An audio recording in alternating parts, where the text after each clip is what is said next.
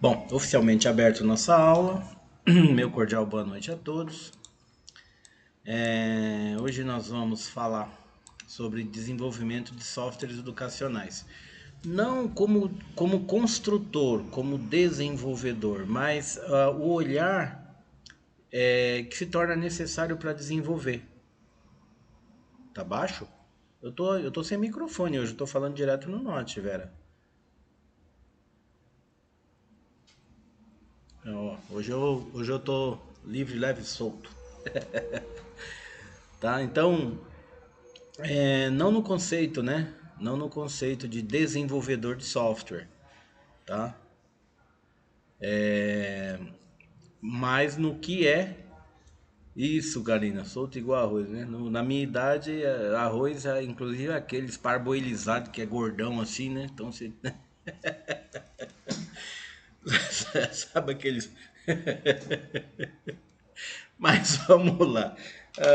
Hoje nós estamos bem divertidos hoje. Vamos lá. Então nós precisamos olhar, assim, nós educadores, nós precisamos passar algumas informações para quem vai desenvolver o software ou para quem vai preparar essa pegada pedagógica para nós, ok? Então, automaticamente, o que é feito? Olha, como é que o software vai se comportar? O que é preciso ter num software? Se eu for usar uma plataforma educacional, o que precisa ter nessa plataforma? Quais são os itens que são inerentes ou quais são os itens que eu posso trabalhar nessa plataforma, ok? O aluno vai entender, tem lá alguma situação que o aluno precisa desenvolver que é diferenciado, então são esses pormenores que nós vamos estudar no dia de hoje, né? Então começamos já com os conceitos fundamentais do que é um software educacional, né? Então, observe que a própria teoria já diz assim, ó, são ferramentas digitais projetadas para apoiar o processo de ensino-aprendizagem. Então, veja, o software educacional, acho que uma das aulas que nós falamos, deixa eu tirar essa caneta da mão aqui que já está ficando meio vicioso. Uma das aulas que nós falamos, eu disse, um software ele é educacional quando ele já nasce com esse propósito. Outros softwares eu posso utilizar sem nenhum problema. Posso usar isso aqui para dar aula? Posso. Só que se ele não foi feito para aquilo, você vai utilizá-lo, mas pode ser que vai precisar de adaptação. Por quê? Porque o desenvolvimento dele, quem criou ele, aquele aplicativo, aquela plataforma, ou o que é que seja, não criou com o olhar de sala de aula. Ele criou com o olhar dele lá, né? Até mesmo um software um aplicativozinho lá, uma plataforma que ensina idiomas. Ele não tem um olhar de sala de aula, ele tem um olhar de metodologia de ensino. Ok? Então aqui diz, olha, pode assumir várias formas, desde jogos educacionais, plataforma de ensino à distância, inclusive estamos em uma. A outra modelo de plataforma de ensino à distância, que são as LMS, né? O Classroom, ok? Ó, simuladores, programas de tutoria e o sistema de gerenciamento de aprendizagem, que é um LMS, né? Então, a teoria diz que o principal objetivo desses programas é melhorar a experiência educacional. Seja, primeiro, tornando o conteúdo mais acessível, interativo e dinâmico. Ok? Interatividade. Nós não podemos esquecer. Não podemos esquecer. O aluno ele vai conversar com o professor por meio de... Será que é dentro do próprio aplicativo? Ele vai ter um momento em que ele vai precisar desenvolver alguma força-tarefa para bater um papo, conversar, ou então tem um exercício que ele tem que fazer amparado pelo professor. Como é que é isso? Que lógica que é essa? E aí precisa realmente ter um direcionamento, tá certo? Então aqui ainda diz que um software educacional eficaz é aquele que integra aqui, ó, de maneira coesa as necessidades pedagógicas com as funcionalidades tecnológicas. Isso, interatividade, tá? Constante técnica permitindo uma aprendizagem. É que esse negócio fica bem na minha frente, né? Aqui, ó. Envolvente. Aí. Eita, ficou meio cortado, né? Permitindo uma aprendizagem mais personalizada e envolvente. Então, quando eu digo, olha, eu tenho um software educacional, ele é educacional, então ele precisa integrar, ele precisa ter recurso tecnológico que permita que o aluno desenvolva uma mentalidade de raciocínio, pode ser um raciocínio crítico, um raciocínio lógico, tá certo? Mas ele tem que ter essa sequência. Eu consigo desenvolver a aprendizagem porque me interessa isso. Tudo bem? Tem um assunto. Deixa eu ver se eu consigo escrever aqui. Espiral do conhecimento. Olha lá. Espiral do conhecimento.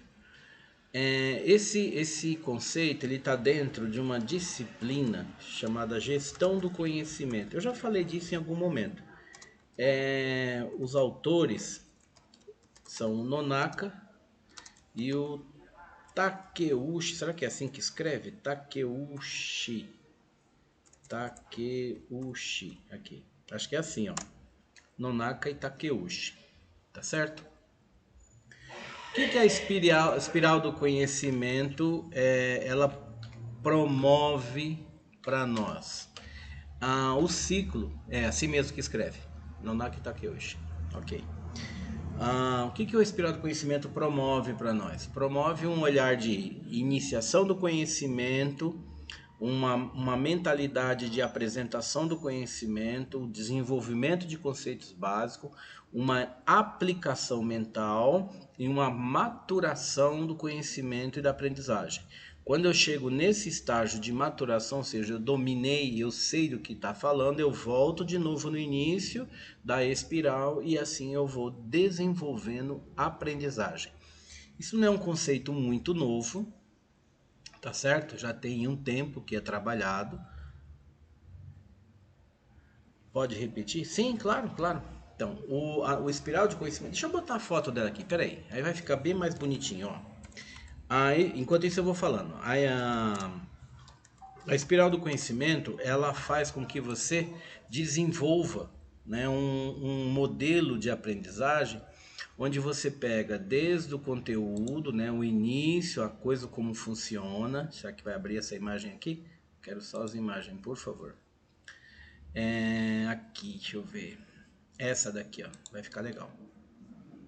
Vamos ver se eu compartilho com vocês. Então você tem a ideia de que é necessário repetir. Deixa eu ver como é que vocês estão enxergando isso aí. Aqui, ó, essa aqui, ó. Ok? Conseguem ver? Tá muito pequeno, será? Será que eu consigo abrir isso aqui? Será que eu consigo, inclusive, copiar isso aqui e colocar aqui? Seria uma coisa meio tecnológica, hein? Vamos ver. Ele não permite não.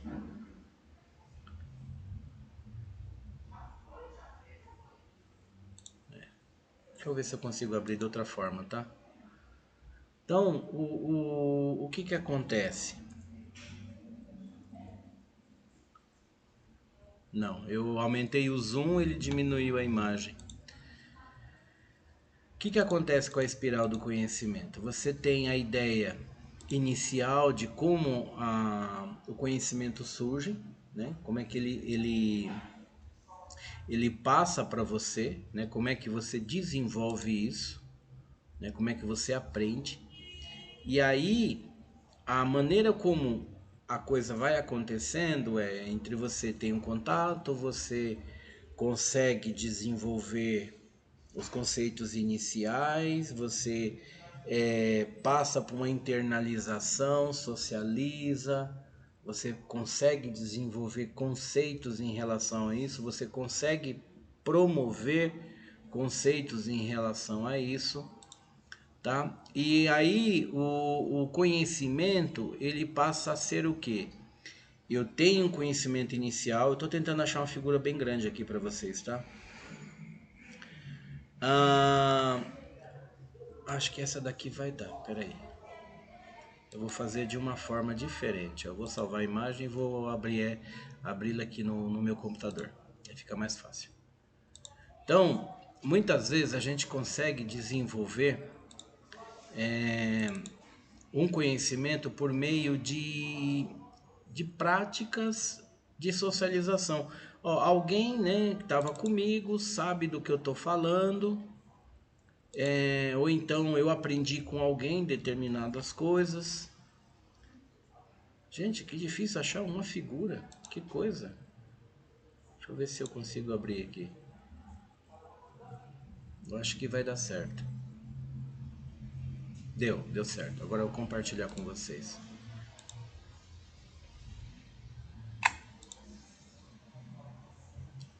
Também esse professor fica inventando um monte de coisa, né? Em vez de ficar quieto. Aí, ficou melhor? Aí. Pronto. Então, o que acontece, ó? Você tem lá o conhecimento tácito e o conhecimento explícito. E cada um deles estão em determinado momento, né? Então você tem a parte da socialização, ou seja, a questão compartilhada, conceitual, sistêmica e operacional. Então você tem aqui, ó, a conversão por experiência, observação, imitação e prática, né? Então você vem, ó, oi, você pode partir do meio, né? Da mesma forma, você parte daqui, ó, daqui para cá, para baixo, para cá e volta. E aí você viu, né, por experiência, ou seja, você observou, você imitou alguém. Você pode aprender por externalização, ou seja, por meio de metáfora, analogia, símbolo, slogan de modelo e escrita. Embaixo, pessoas trocam e combinam conhecimento via documento, reunião, conversa ou telefone, rede de comunicação. E o outro item aqui é aprender fazendo aplicação do conhecimento formal no trabalho ou na vida cotidiana. Tá certo? Então, ó, os itens são socialização, externalização, combinação e internalização. Então, um conhecimento chega para você de alguma forma, de alguma maneira. O que você vai fazer? Você vai buscar a maturidade em relação a esse conhecimento, ou seja, o que realmente eu sei sobre ou estou preparado para saber sobre. E eu tenho como prática compartilhar isso, né? Tá certo? Eu consigo compartilhar com alguém. Tudo bem? E aí eu vou explicar para alguma pessoa, para alguém, o que eu acabo fazendo? Eu uso metáfora, uso simbologia, né? Eu consigo desenvolver isso. Isso. Conhecimento eu recebo, Karina, eu recebo, eu tenho entendimento sobre ele, como é que ele funciona para mim, ok? E aí eu vou dizer assim, ó, eu aprendo, tá bom? Nós vamos ter um outro olhar sobre isso. Eu aprendo, mas eu aprendo como? Eu entendo e absorvo. E aí eu consigo explicar isso para alguém, né? Então, quando eu passo por meio de metáfora, por analogia, por símbolo, ou quando eu troco esse conhecimento com alguém, eu também estou fazendo a ideia da externalização em combinação. Perfeito? E depois eu posso, né, caso queira me aprofundar ou mudar o método da forma pelo qual eu aprendo, eu faço ali a ideia da internalização, ou seja, aprender fazendo. E aí eu aplico ali o conhecimento formal, tá certo? Essa é a espiral do conhecimento do Nonaka, ela está adaptada aqui nesse caso para o trabalho, que nós pegamos uma figura aqui na internet, ok? Mas na educação também você pode ter essa espiral. Eu vou terminar aqui o compartilhamento.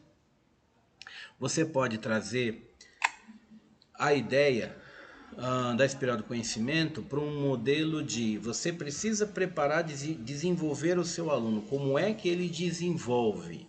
Em que momento que ele desenvolve? Ele desenvolve por meio de... e aí você vai trabalhando esses conceitos. Então, essa espiral, ela é cíclica, né? Então, chegou na outra ponta, próximo conhecimento, volta ao início, chegou na ponta, próximo conhecimento, volta ao início e assim sucessivamente. Tem uma metodologia que fala que você precisa... Ela é o quê? Ela é o quê? Como? Cíclica, é isso que você não entendeu?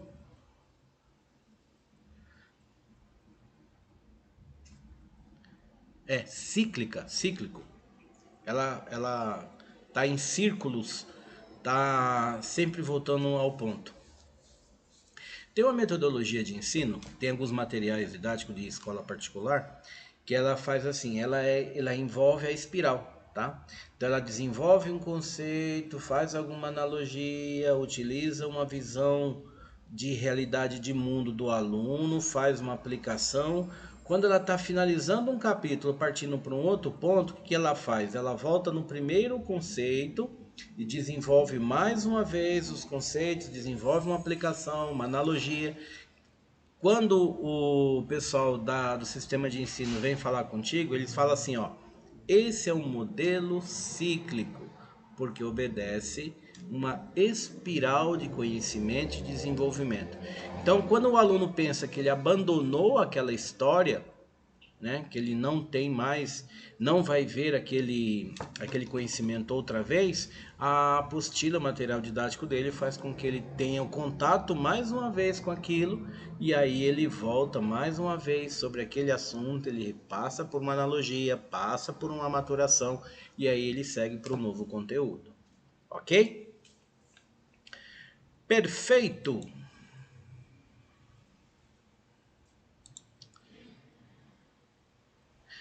Não é não, Karina, parece que é muito teórico, né? Parece que é muito cheio de 9 horas, mas não, é bem simplesinho.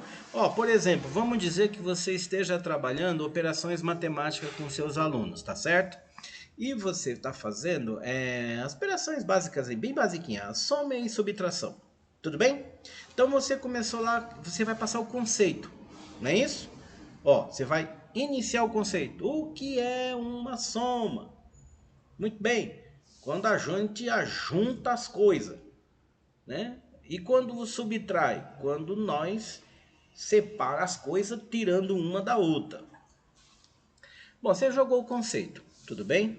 E aí o que você vai fazer? Você vai fazer algumas analogias. Olha, tá vendo? Eu tenho 10 laranjas, tirei 5 laranjas. Tenho 10 laranjas, coloquei mais 2 laranjas. Entende as analogias? Tem professor que adora o material dourado. Funciona perfeitamente, sem nenhum problema. Então ele vai fazendo essas analogias. Quando ele passa esse primeiro ciclo da soma, e aí ele vai para onde? Para a subtração.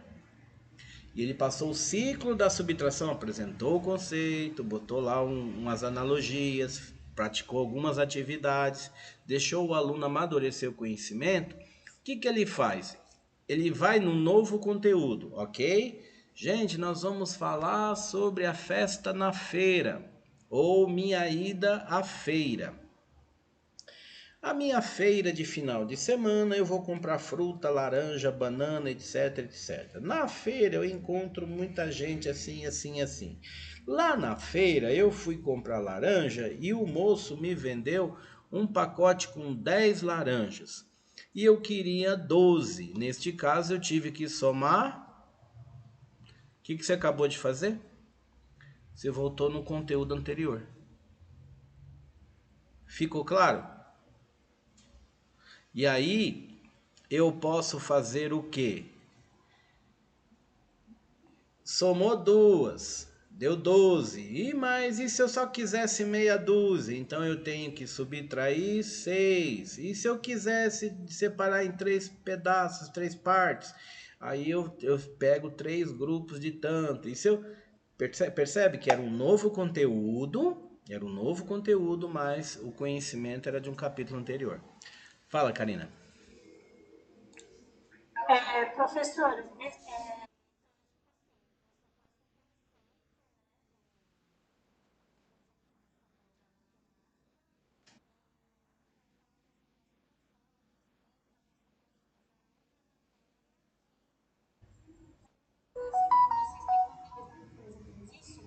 Isso. Ó, vocês fazem comigo tecnologia na educação. E eu utilizo com vocês algumas metodologias de ensino que talvez vocês ainda não saibam quais são, né? Lógico, até mesmo porque o fundamento é outro, né? Vocês já são adultos, né? Já são grandinhos, já sabem se virar sozinhos, né? Etc, etc. Mas veja que em aulas novas, eu utilizo conceitos de aulas anteriores. Já perceberam isso? E aí eu falo, olha, lá falamos sobre isso em tal situação, e aí a partir do gancho que eu pego daquela aula que nós já falamos, eu venho desenvolvendo um aprimoramento do conhecimento da aula atual. Né? E aí vocês podem fazer analogia de o que eu tinha dito naquela aula com o que está acontecendo na aula de hoje. E aí essas analogias fazem com que vocês desenvolvam um raciocínio crítico sobre o conteúdo. Né? Que a importância maior é que vocês tenham esse olhar crítico para o conteúdo. O que esse professor está falando? Né? Por que ele está dizendo isso? Em que momento que a coisa acontece? E se eu estiver numa sala de aula com alunos de terceiro ano, de quarto ano, como é que eu vou observar o desenvolvimento do conhecimento dele? Como é que ele desenvolve um raciocínio crítico também? Como é que eu ensino meu aluno a perguntar? Porque ele precisa discorrer. Tá certo? Sem problema, Ana. Seja bem-vindo. Seja bem-vinda, seja bem-vinda. Estava em consulta. Opa, espero que você esteja bem. Então, observe, você precisa desenvolver um olhar muito importante para aquilo que você quer fazer com que o teu aluno entenda e aquilo que ele precisa desenvolver em termos de conhecimento, ok? Ou seja, você joga o conceito e você faz analogia. Você aplica um conceito de uma matéria que seja matemática, porém pode utilizar analogias que envolvam esse mesmo conceito explicado anteriormente. Inclusive, se você estivesse fazendo um exercício nesse momento de geografia e você fosse falar sobre clima. Olha, hoje está muito frio. Ontem estava 20 graus, hoje está 16. Pimpolhos, qual é a diferença em termos de graus? Ó, o fundamento matemático é o mesmo, subtração. Ok? Fechou esse tópico? Mais dúvida? Sim ou não? Se tiver mais dúvida, pode perguntar, gente. Você sabe que eu falo mais do que... Né? Continuando aqui, ó, a gama de softwares educacionais inclui, por exemplo, programas que ensinam matemática por meio de jogos interativos. Vimos isso ontem que nós vimos isso? Ensino matemática por meio de jogos interativos. Vimos isso onde?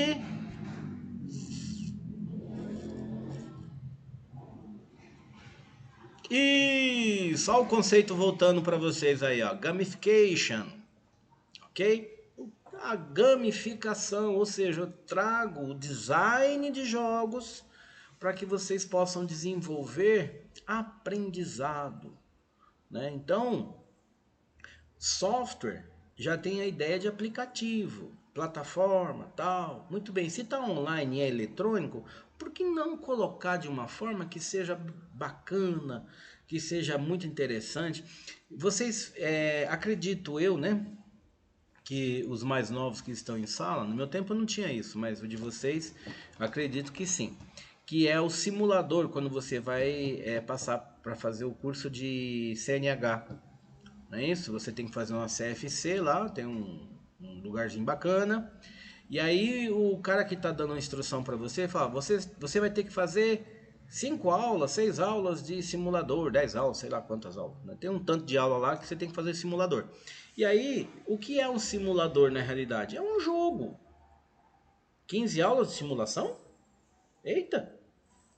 Então, você é um jogo. Você senta aquele movimento ali, né? Simula um carro. E o simulador vem falando com você. Agora entre à esquerda. Dê seta. Olha, vire ali, vire acolá. O que que é isso? É uma atividade gamificada. Por meio desses conceitos, eu eu não entendi, Clécia. Eu batia. Você batia no simulador? Eita! Tem gente que faz, adora o Flyjet lá, acho que é Fly alguma coisa.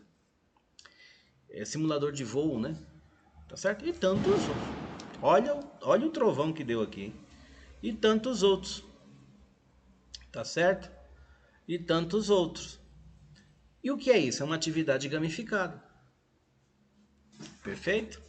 Atividade gamificada, ou seja, você tem acesso a um determinado nível de conhecimento, conceitual ou não, pode ser um operacional inclusive, nesse caso, né? Por meio do design de jogos. Ou seja, fica mais interativo, fica mais lúdico, fica mais legal, fica mais bacaninha e tal. E entende-se que o aluno pode desenvolver melhor. Beleza? Aqui ainda observando, ó, o software não substitui o papel do professor, viu? Muitas vezes eu já vi acontecer de o professor na autoescola deixar o aluno no simulador lá e ia bater perna, né?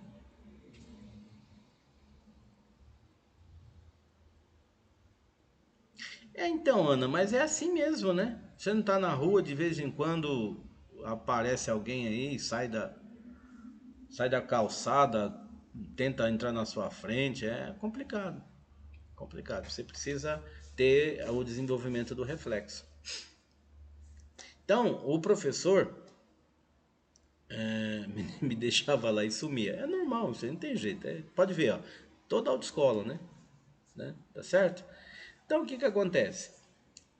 Já diz, a teoria diz, ó, não substitui o papel do professor. É uma ferramenta complementar. O seu instrutor tem que ficar do seu lado e dizer, olha, vamos aqui.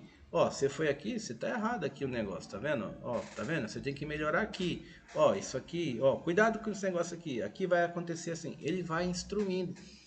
O software, a ferramenta, é um instrumento de apoio para auxiliar o professor no desenvolvimento de alguma coisa. Só isso, mais nada. Mas o professor ele tem as suas habilidades e tem as suas necessidades de estar ali. Ok? Vantagens e vantagens, ó.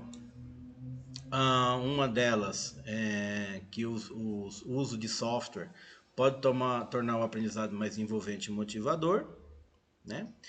Principalmente quando utiliza método lúdico interativo. Aí mais uma vez falamos aqui, ó, dos jogos e quizzes, remetendo à gamificação. Outra coisa que dá para fazer, ensino personalizado, adaptando ao ritmo de cada aluno. Já falamos disso algumas vezes. Por que que eu tenho que personalizar uma situação dessa, gente? Professor, num caso de recuperação. Isso. Ou necessidade de reforço, né? Tem que dar um reforço para algum aluno. Ele não desenvolveu, ele não conseguiu entender que 10 laranjas com 2 laranjas são 12 laranjas. Ele não conseguiu desenvolver isso. Então o que que faz? Nós precisamos inventar alguma outra forma. E a gamificação pode ajudar nesse sentido. Tá certo? Então é esse olhar que nós temos que ter. A desvantagem, necessidade de dispositivo e conectividade adequada, né? A boa parte das escolas sabemos que a infraestrutura não atende, né? E aquele professor que ele começa a viciar muito, né, em uso de tecnologia. Isso também acontece. Tem professor que gostou do movimento, nossa, isso aqui vai ajudar pra caramba. E ele começa só a fazer aquilo. Aí chega uma hora que cansa, o aluno não desenvolve, o aluno fica saturado. E aí? Foi um tiro pela culatra, né? Não é certo? Não rola. Tudo tem que ser dosado. Olha um exemplo aqui, ó. Não, exemplo não, aqui é uma aplicação. Isso, muita repetição, cara. Escolas públicas, o uso de softwares educacionais pode ser uma estratégia poderosa para enriquecer o ensino, especialmente em contextos onde os recursos materiais e humanos são limitados. Olha aqui, nós já falamos muito da Khan Academy, né? Olha aqui de novo, ó. Então, plataformas como Khan Academy, Kahoot, Socrative, isso mesmo, Vera. Algum software de LMS, alguma plataforma de LMS, Google Classroom, ok? Tudo isso pode, né, melhorar e muito, tá certo? Tudo bem que toda vez que a gente fala disso, vem aquela ideia de aqui, ó, tá vendo? Ó, precisa de internet, internet boa, de infraestrutura e principalmente professores, né, a formação do professor.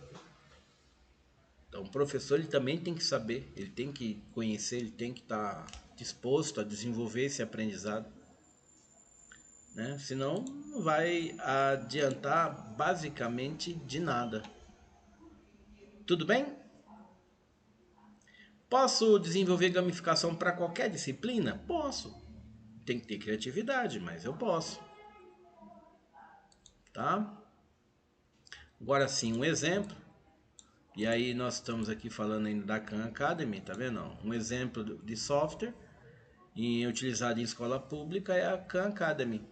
Então é uma plataforma online, muitos vídeos, exercícios educativos aí. Eu particularmente gosto muito da Khan Academy, tá? Eu particularmente. Quando eu preciso indicar para alguém, olha, tem algum. Você pode me indicar? Posso. Khan Academy. Tá certo? É muito bom mesmo. Perfeito? O que seria. Vamos pensar aqui, o que seria um ensino híbrido?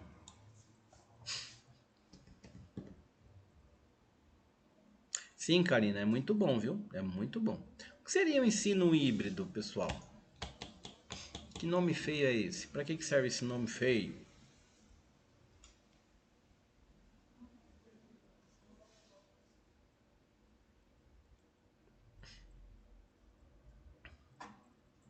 Ninguém se aventura? Isso, isso mesmo. Karina e Nájila foram ali pontuais. Ah, nós temos aqui duas modalidades, perfeito, Karen. Nós temos aqui, aliás, o curso de vocês tem essa ideia, né, do ensino híbrido. Vocês têm 3 aulas presenciais, 2 no modo conectado. Embora alguns chamem nossa aula de EAD, não é metodologia de EAD, o nosso é o modelo conectado. Porque nós todos estamos no mesmo momento. Percebem essa diferença? O EAD é quando você faz a aula quando você quiser, no momento que você quiser. Não tem ninguém lá, tem uma gravação que você assiste, depois tem um monte de material que você precisa ler e fazer a prova num determinado momento. E, a grosso modo, essa é a essência do EAD. No nosso modelo, ó, o professor e os alunos estão todos eles ao mesmo instante, né? Ao mesmo instante. E, e precisa desenvolver material, essas coisas. Você não gostou do EAD? O EAD, eu também tenho lá minhas meus olhares, né, sobre o EAD puro. Justamente, Najila. Então, Daniela, é isso. A diferença do EAD puro é quando você tem um prazo para entregar as atividades, mas você entra lá, tem lá um monte de vídeo gravado, você não tem interação com o professor algum, tem um tutor que você manda uma pergunta lá, ele tem o dia que responde, tá certo? E essa é a diferença. O nosso modelo conectado, vocês estão com o professor, né? A grande diferença é que vocês têm o bônus de já estar em casa, né? Vocês já estão em casa, tudo certinho. Tem professor que está em casa. No meu caso, eu prefiro ficar aqui, né? Mas tem professor que está em casa também. Então, terminou a aula, beleza? Já está ali, tudo tranquilo. Ok? Perfeito, meninos.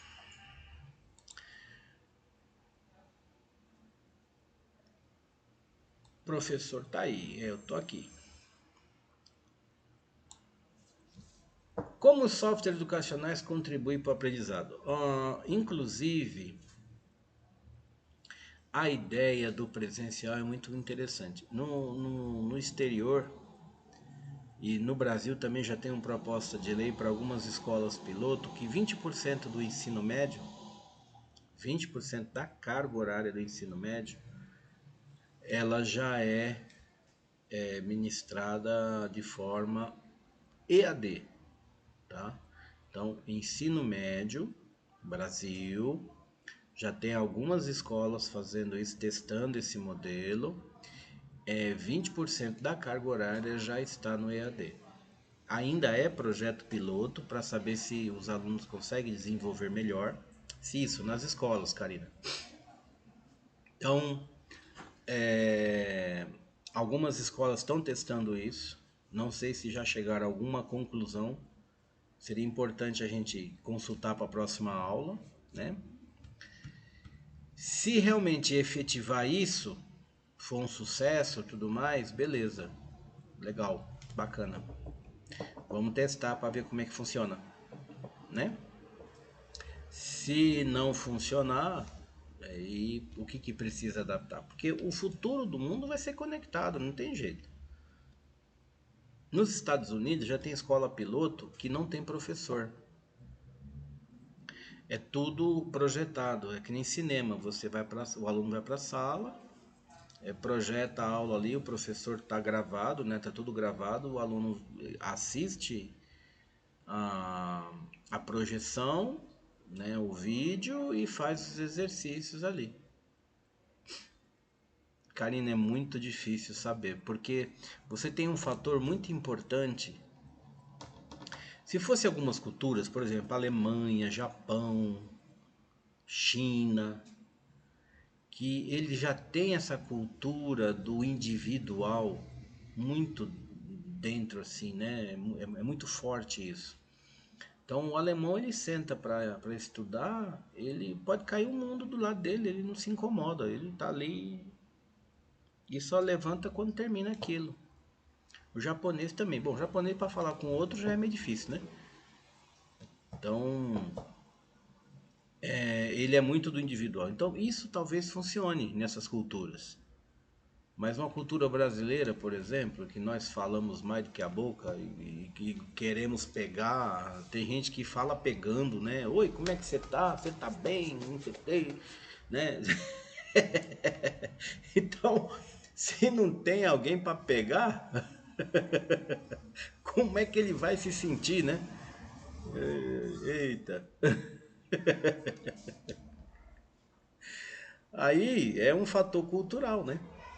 É um fator cultural. Precisa primeiro desenvolver cultura para saber se isso pode evoluir para um modelo de aprendizado, um modelo de ensino que seja comprovadamente funcional. Perfeito? Muito bom. Então, como é que o software contribui para o aprendizado, né? Então, tem aqui, ó, oferece uma série de benefícios ao processo de ensino e aprendizagem, principalmente em termos de motivação, personalização e acessibilidade. Eles podem transformar o aprendizado em uma experiência mais dinâmica e interativa, o que geralmente resulta em maior engajamento. Então, exemplos, ó, jogos educacionais, quiz instantâneo, pode tornar a aprendizagem mais atraente, incentivando a participação ativa. Além disso, o software tem capacidade de adaptar o conteúdo ao ritmo do conhecimento de cada aluno. Isso que é legal, né?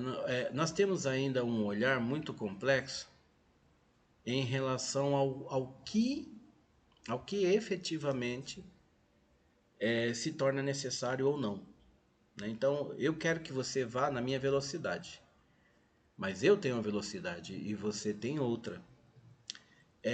Eu gosto de ler e refletir sobre aquele parágrafo.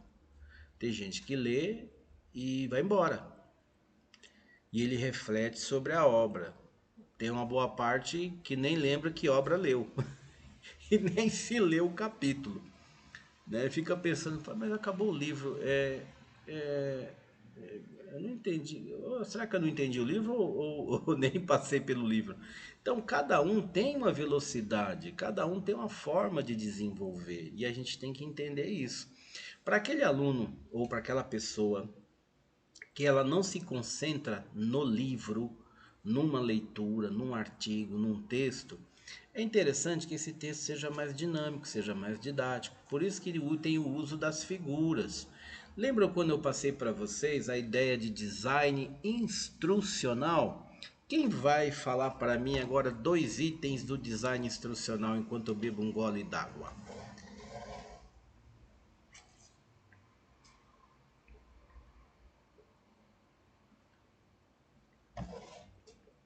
Ó, o silêncio. Cri, cri, cri, cri.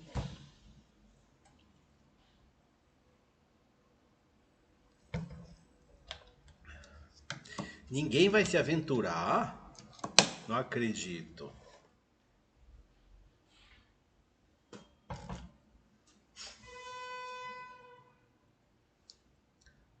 A ideia, a ideia do design instrucional, né? Então, quando eu utilizo muito texto, o aluno pode cansar. Não o aluno, o indivíduo, a pessoa que está lendo, né? A pessoa que está lendo, ela pode cansar. Se o texto, inclusive, for muito filosófico, muito teórico, muito técnico, aquilo pode cansar. E aí nós lembramos a ideia do design instrucional. Que o design instrucional falava algumas coisas em metodologia de desenvolvimento de aula. Aí a pergunta que eu fiz foi: quem vai me rememorar 2 tópicos do design instrucional? Nós fizemos aqui, inclusive, um modelo, deixei um modelinho para vocês, escrivinhado. O que era que tinha que ter, né? Que a gente não lembrava. Não. Não vou lembrar, não vou lembrar. Dou-lhe uma, dou-lhe duas, dou-lhe três. Vamos lá, design instrucional para aula. Vamos rememorar essa aula, hein? Ó, vamos lá. Nossa aula tem que ter um texto base. Texto base. Do texto base nós fazemos o quê? Implementamos figuras ilustrativas do texto base. Se a escola permitir e tiver condições, você também pode se valer de um vídeo ou mais que um. Utilize uma atividade, uma aplicação. Olha, isso aqui nós vamos fazer determinada situação. Inclusive podemos usar até analogias, né? Ok?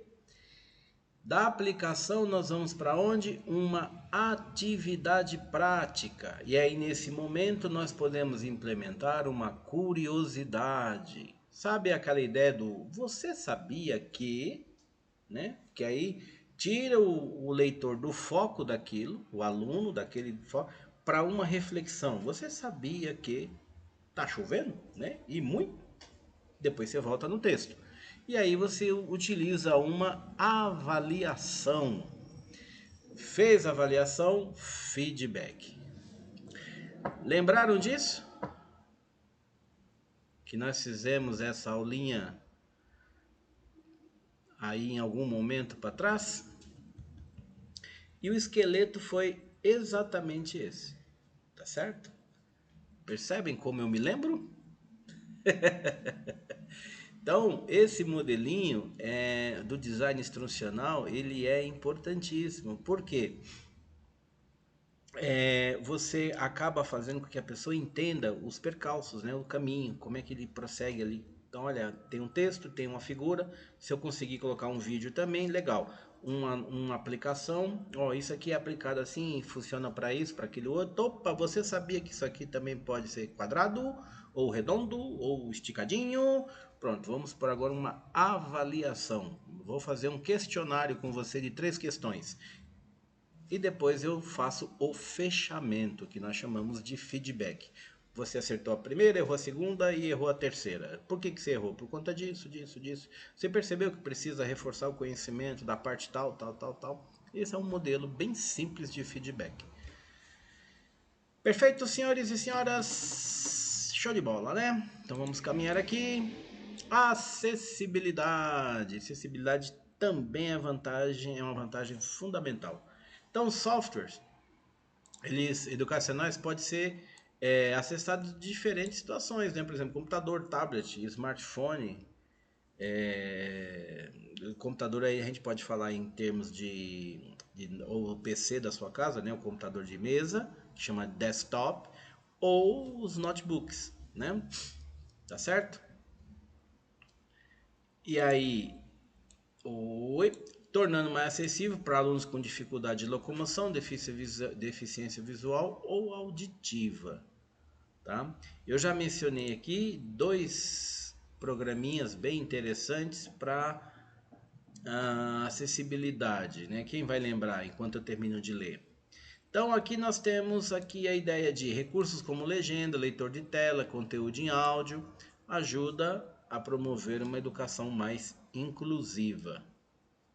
Perfeito? Alguém lembrou dos softwarezinhos, dos dois? Tô indo, hein? Tô indo, tô indo. Qual a vantagem? Uma das grandes vantagens é a possibilidade de promover um ensino mais personalizado, sistemas adaptativos. Ninguém lembrou? E o sistema ajusta, né, a dificuldade, ou seja, o nível de complexidade daquela tarefa de acordo com a performance do aluno, né? E aí, lógico, né, se aquilo está adaptado para mim, eu tenho condições de reter um conteúdo de forma muito mais personalizada, muito mais melhorada, e eu consigo me motivar, porque eu estou aprendendo. Ninguém lembrou, né? Vou escrever aqui, ó.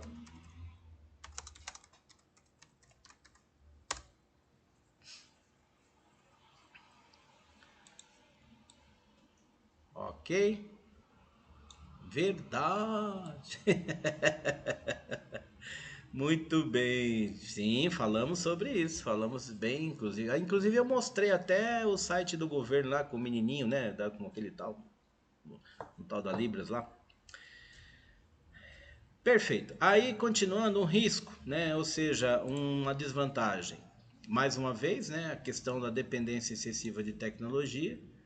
Então, o professor, ele tem que ter esse simancol, ele tem que ter esse filtro, dizer, olha, eu vou levar a tecnologia como apoio, mas até aqui ou um pouquinho até ali e daqui eu vou também caminhando junto.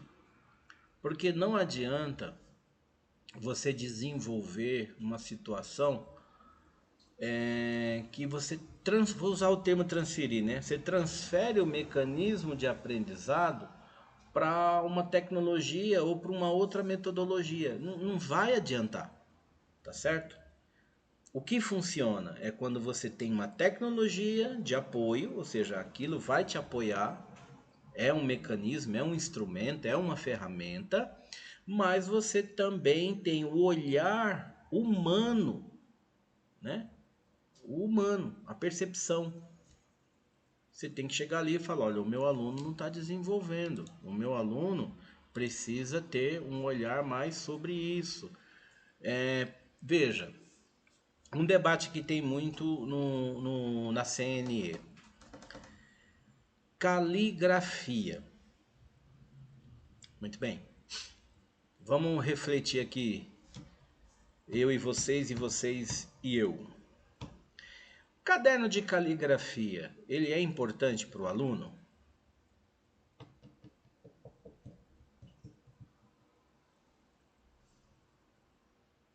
Sim? Sim, sim, sim, sim. Ó um monte de sim.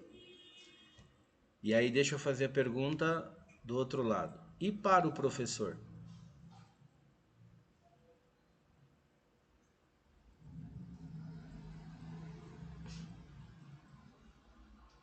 Para o professor também? Acho que também. Porque veja, Vamos dizer que nós estamos agora, nesse exato momento, estudando árabe, ok? Então, nós não conhecemos o alfabeto árabe, nós não conhecemos as palavras, muito menos a fonética, não é isso? Agora você imagine uma pessoa que escreve bem de forma bem complexa, né? Bem ali, não está muito legível, vamos dizer assim. Como é que o seu aluno aprende? Então, tem uma corrente de discussão na CNE que é chamada de letra pedagógica. Eu acho que vocês já ouviram falar disso, né? Letra pedagógica. O que é isso? É quando você, por meio do exemplo, você consegue instruir seu aluno a escrever na linha do caderno e numa altura que possa diferenciar, em algum momento da aprendizagem, letra maiúscula de letra minúscula. Há pouco eu vi um estudo dizendo que nos Estados Unidos, por exemplo, a maioria dos americanos não conseguem escrever letra cursiva, letra de mão, porque eles têm lá uma ideia de fazer a bastão técnica, né?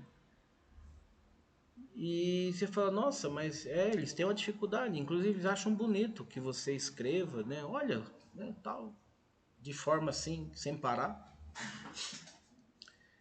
Aí a reflexão que mas se o aluno, dependendo da série dele, pouco vai usar um caderno, esse é um debate, tá? Isso é um debate. Porque o meio tecnológico já está aí, por que ele vai precisar de um caderno de caligrafia? Uma das respostas possíveis é ele nem sempre, né? Nem sempre vai escrever num dispositivo digital. Ele vai precisar em algum momento escrever num papel, qualquer que seja ele, e aí ele não sabe, ele não conhece esse instrumento, ok? Uma coisa que talvez para o futuro seja um assunto muito complexo de entender a funcionalidade, o porquê que foi desenvolvido isso, né? Esse objeto aqui, ó, né?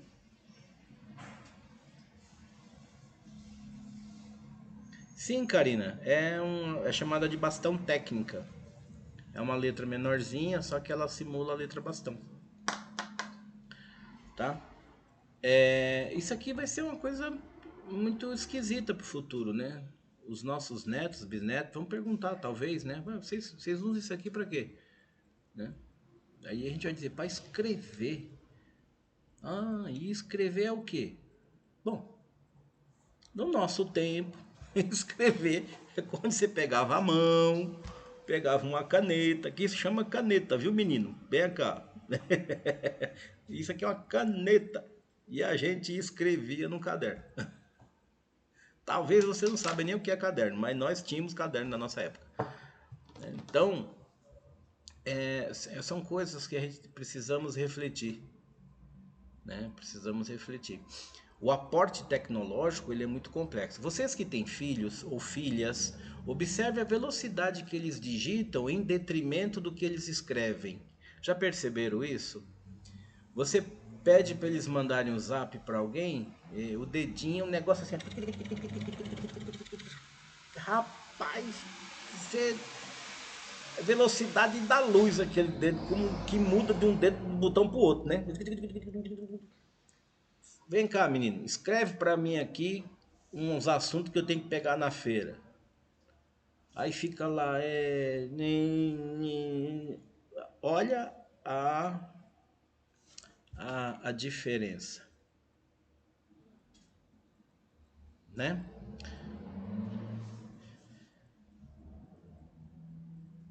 Isso é a realidade deles, Daniel.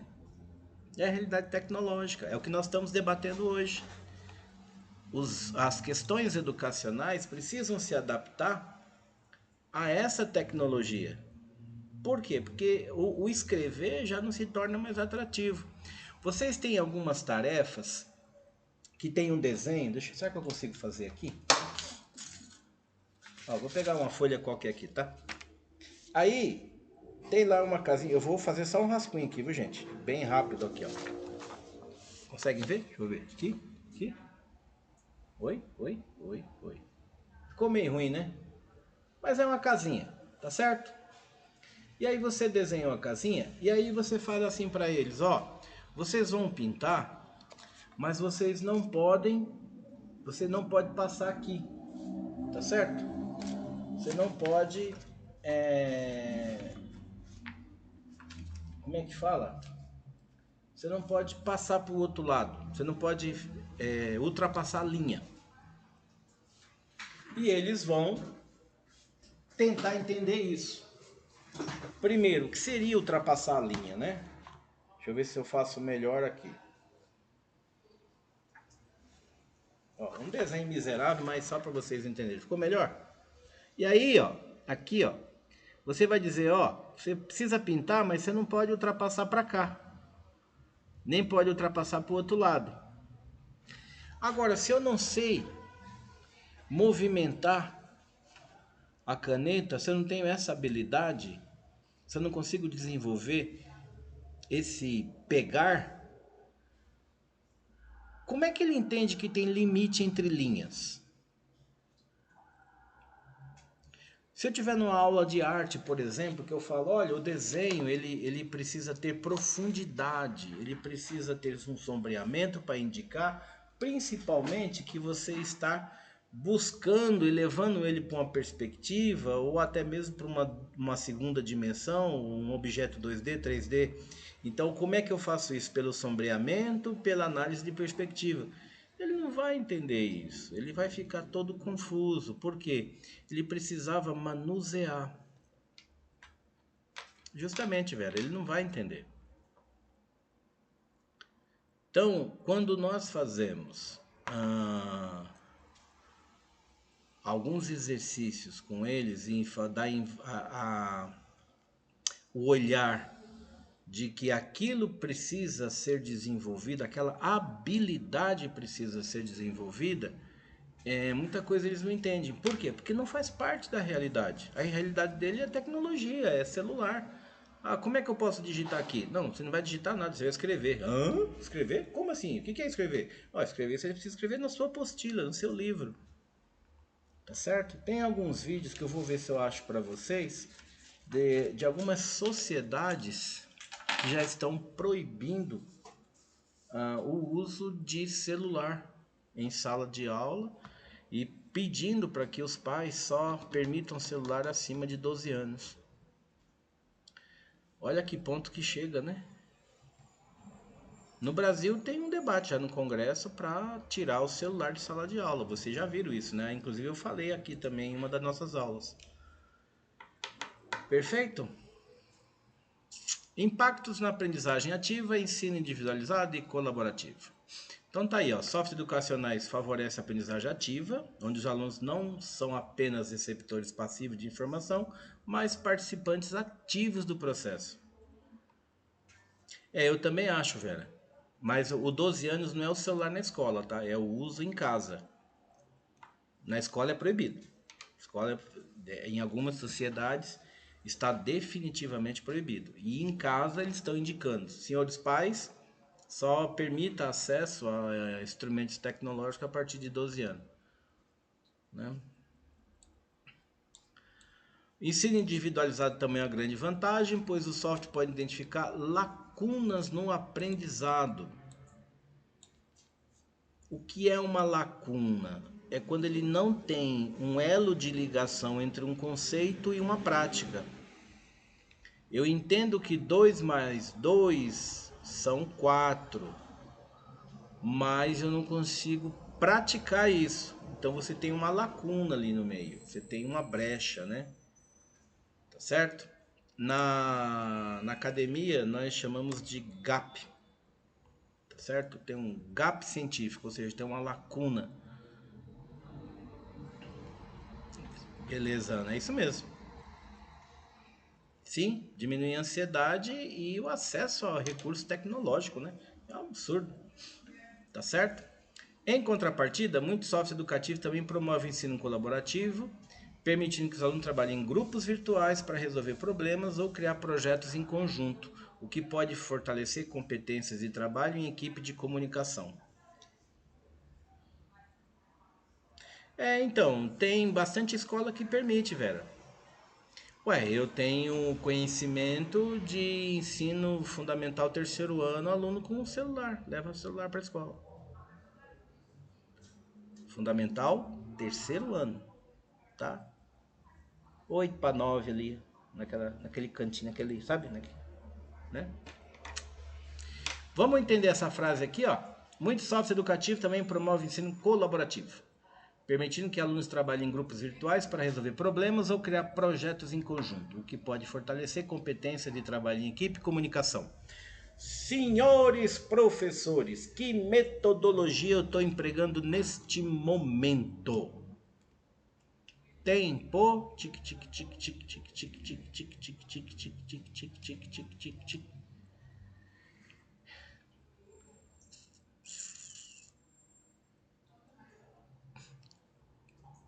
O quê? A Nájila, o quê? Não entendi nem o que o senhor perguntou.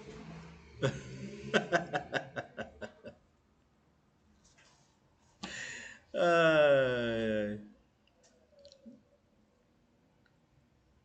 alguém lembra?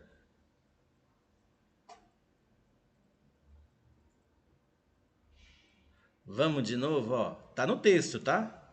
Tá no texto aí, ó. Vamos lá no texto, ó. Muitos softwares educativos também promovem ensino colaborativo, permitindo que alunos trabalhem em grupos virtuais para resolver problemas ou criar projetos em conjunto, o que pode fortalecer competências de trabalho em equipe e comunicação. A pergunta: que metodologia eu posso estar empregando nesse modelo? De acordo com esse texto, né?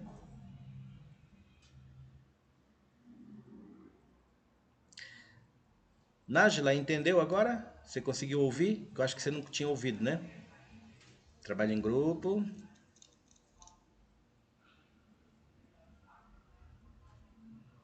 Não.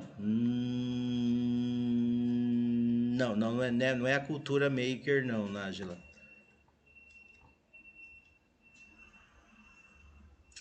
Taratata. ABP.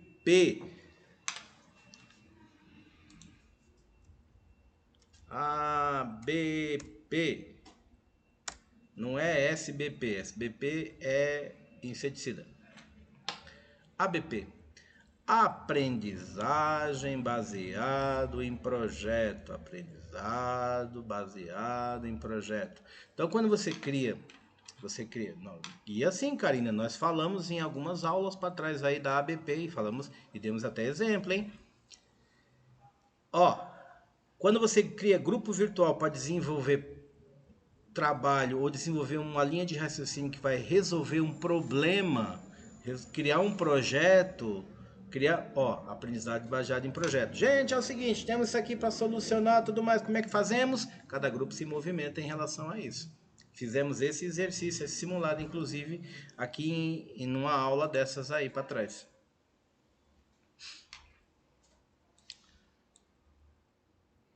Hoje eu tô impossível, hein? Tô rememorando as coisas tudo, hein?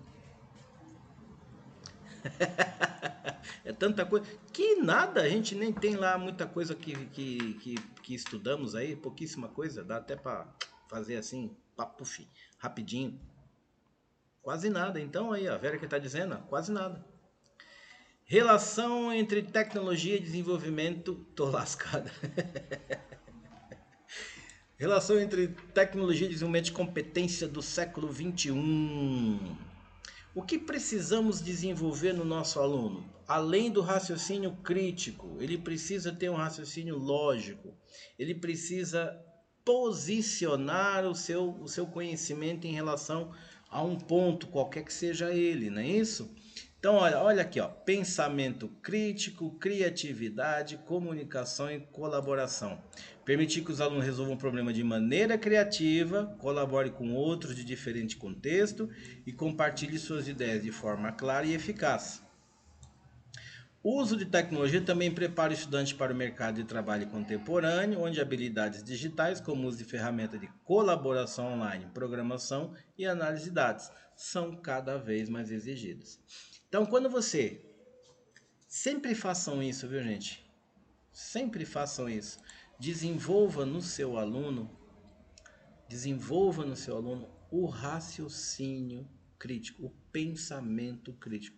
Quando você colocar um assunto lá, você fala, por que que isso aqui é assim? E deixa ele perguntar, incentive que ele pergunte, tá certo? Porque a pergunta aguça o cérebro a se posicionar em algum lado do conhecimento. Ele pode concordar ou não, tá certo? Mas ele se posiciona. E quando ele está muito em dúvida, ele fala assim, tá, a senhora falou disso aí, professora, mas e por que tal coisa? Aí você responde, e é assim tal coisa também?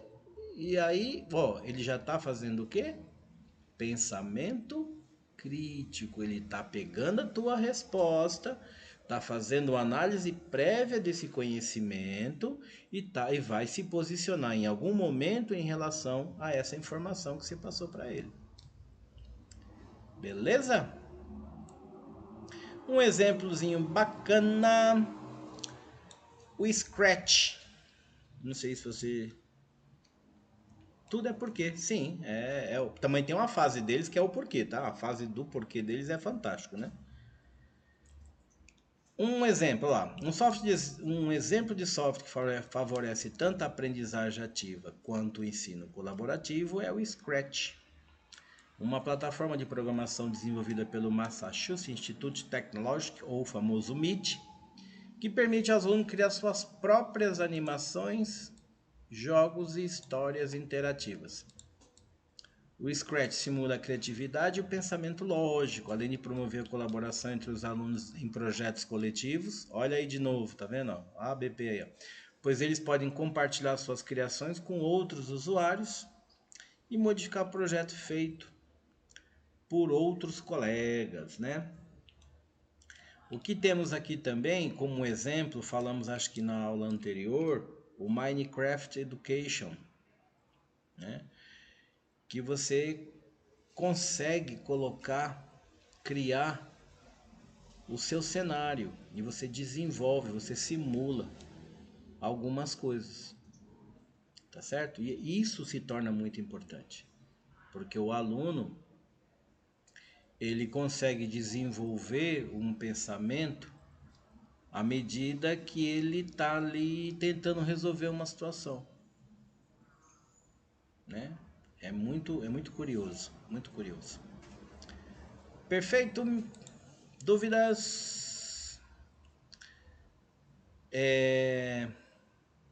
Alinhamento com teorias e práticas pedagógicas. Aqui, ó. Esse aqui é um outro modelo, tá vendo? A ABJ. O que é a ABJ? Aprendizagem baseada em jogos. Leva para a gamificação, ok? Então tem aí algumas teorias que contribuem, né? Que é o construtivismo, ensino híbrido e aprendizagem baseadas em jogos, né? Então aqui, ó, software que permite aos alunos explorar conceitos e resolver problemas de forma interativa, como simuladores e plataforma de aprendizagem que envolve a experimentação, se alinham bem com essas abordagens. A aprendizagem baseada em jogos utiliza jogos e atividades lúdicas para motivar os alunos e proporcionar uma aprendizagem mais imersiva e engajante. A ideia da gamificação. Perfeito? Essas teorias são essenciais, só para a gente terminar o tópico, para o desenvolvimento de software educacional que não apenas transmite informação, mas também engaja o aluno de forma significativa. É isso que vocês têm que estar sempre atento, tá? Sempre atento. Eu não vou colocar uma situação apenas para transmitir informação para ele. Ó, lê aí a página 5, resolve o exercício da página 6. Você não adiantou, você não fez nada por ele. Tá certo? Veja, você pediu para ele ler a página 5 e resolver o exercício da página 6. Você não fez nada por ele. Ok? Você apenas fez isso. Mandou ler. O que você debateu? O que você trouxe de ideia? O que você pôde promover dentro da espiral do conhecimento que ele realmente desenvolva um pensamento crítico, ele saiba se posicionar, ele saiba dialogar em relação àquilo. Tá? Então, ó, um software que utiliza recursos da gamificação, como pontuação, desafio, nível de progresso, pode ser muito mais eficaz em contextos educacionais que fornecem ou favorecem a aprendizagem ativa. Perfeito, gente? Vamos pro break?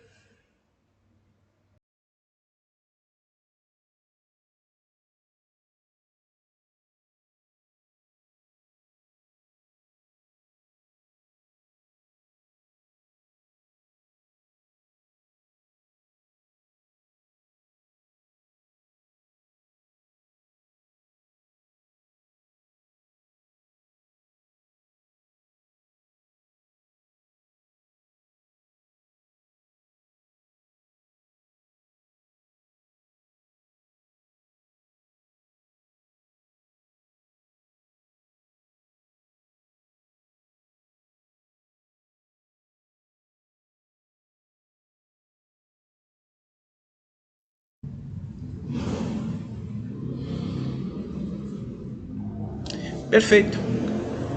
Vou ver se eu consigo fazer essa paradinha aí. Beleza, gente? Vamos continuar aqui nossa pelejinha. Tá muito bacaninha nosso debate hoje. Então, em relação ao alinhamento com teorias e práticas pedagógicas, as vantagens, né? Nós temos aqui alinhar softwares educacionais com teoria. E aí, observe que se você pegar o Dewey, se pegar o Frenet, pegar um monte de gente, fala a ideia do fazer, aprender a fazer, né? Aprender fazendo, ou seja, conhecimento na prática. Então você tem a condição de propor diversas interações com base em experiência, né? E o aplicativo ajuda muito isso, ok? Tem um aplicativo, não vou lembrar o nome dele, depois vocês, se quiserem, procurem aí no Google Play da vida, que é sobre ciências. E o que eu achei bacana é o seguinte, todo professor adora pedir para eles plantar o feijãozinho lá, né? A experiência do feijãozinho. Né? Que aí não sei quantos dias, não sei quantos dias, não sei quantos dias. E o aluno vai anotando isso, né? E aí vai subindo lá a arvorezinha. E o aplicativo, ele simula isso. Então dá para o aluno ele já ter uma ideia, né? Por meio de simulação, de como é que esse feijãozinho vai crescer. Ok? Agora, algumas coisas elas precisam ser muito bem trabalhadas. Vamos colocar aqui um exemplo que realmente ele denota uma necessidade de atenção. Ok? Um determinado professor uma vez ele colocou que o aluno ele precisava, numa aula de ciências, tá? Precisava entender como a experiência lá da água baixando, né? Colocava um pratinho, né? Colocava um pratinho com água lá no sol e a cada tempo ele ia lá, o aluno ia por técnica de observação e ele me relatava o que ele tinha aprendido ali, ou seja, o que aconteceu, né? E aí eu sou meio chato, né? Meio crítico também. Fiquei pensando ali, falei, que coisa, né? Eu falei, professora, a senhora dá aula em que série? Ah, eu tô no terceiro, aluno do terceiro ano. Falei, muito bem. Entendi. Agora, o que a senhora quer que o seu aluno enxergue ali? Naquele pratinho com água. Ah, não, ele tem que perceber que a água evapora. Eu falei, entendi. E como é que a senhora vai perceber isso? E ele também? Ah, ele tem que ver que a água baixou. Eu falei, isso? O aluno do terceiro ano do ensino fundamental, ele tem ideia do que é 1 cm cúbico? Ou traçar uma função para identificar volume? E eu acho que o conhecimento não é bem relativo à idade séria. Porque ele vai ter que ter uma unidade de medida, qualquer que seja ela, para entender, olha, tinha tanto e agora tem tanto, ou seja, baixou. Como é que você percebe isso? Por unidade de medida. Agora, que unidade de medida eu ensinei para que ele percebesse que baixou, que diminuiu? Centímetro, altura, volume, peso, o que? O que eu ensinei para ele? Isso é uma reflexão na mente de vocês. Vocês entendem o que eu estou falando em relação a como é que o aluno ia perceber que aquele estava num prato, uma vasilha, você acha que era uma vasilha, que a água tinha baixado. Ou seja, se você mesmo fizer esse experimento, você vai entrar nessa reflexão. Pera lá, como é que, né? Pera aí, como é que isso aqui abaixou, né? Eu posso fazer na vasilha, riscar com uma caneta bastão e botar o volume da água ali, né? Quando ela secar um pouquinho, ela baixa. Então, talvez eu tenha essa percepção. Agora, o quanto abaixou e de que forma que abaixou a água, eu não tenho essa noção. Eu preciso ter conhecimento de unidade de medida. Todos concordam com o que eu estou falando?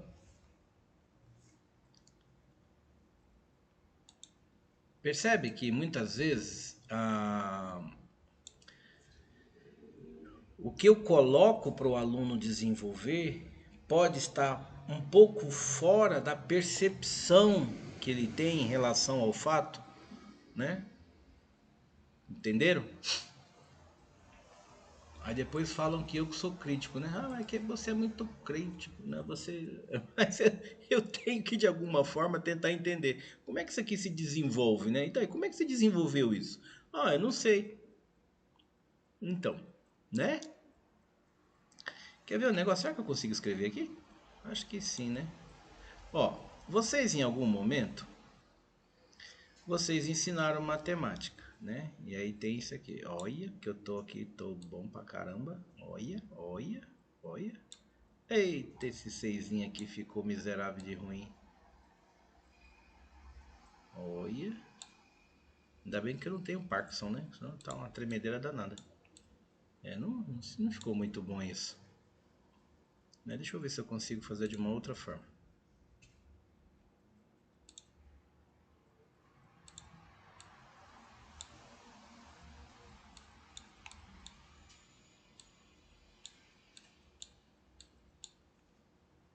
Deixa eu ver se eu consigo fazer aqui em cima, ó.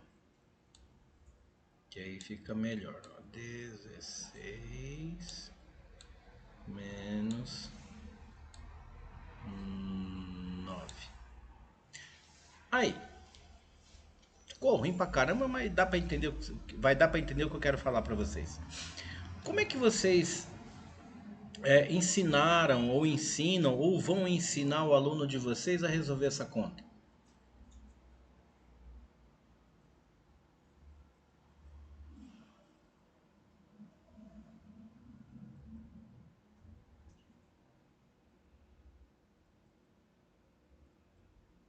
Isso é um assunto muito conceitual, ok? Tem muito conceito envolvido aqui dentro.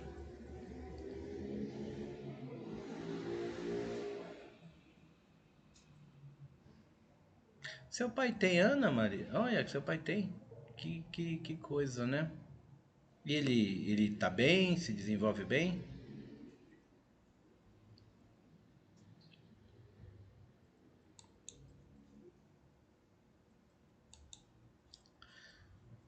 Deixa eu fazer um negócio aqui, ó. Que agora vai ficar melhor.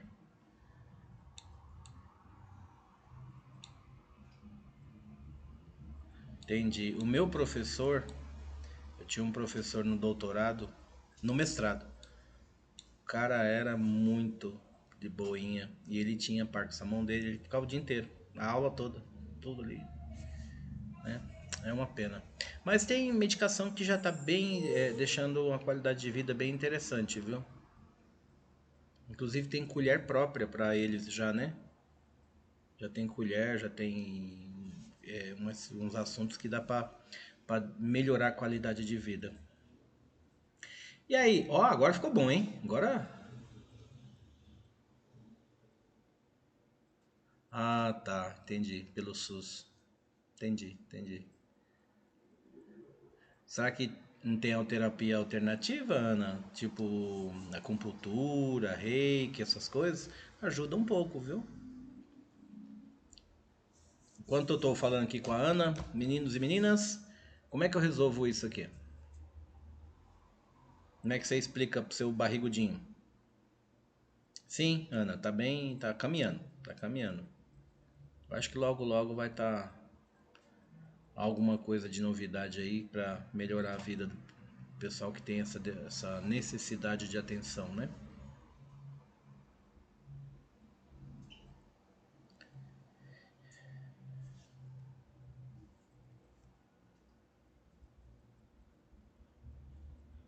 Entendi.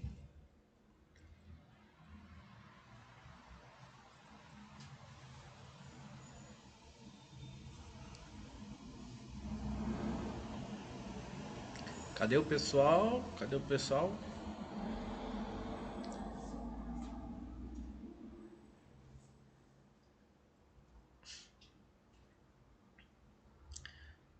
Bom, enquanto eu tô falando aqui com a Ana e nós aprendemos assim, né? Que aqui é dezena.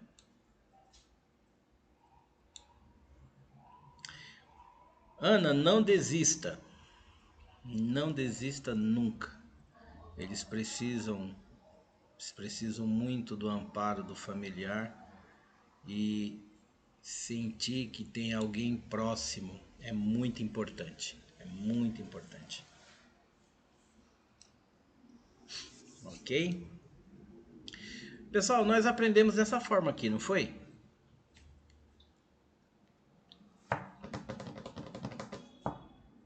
Sim ou não? Isso. Aí, como é que a gente resolve isso aqui?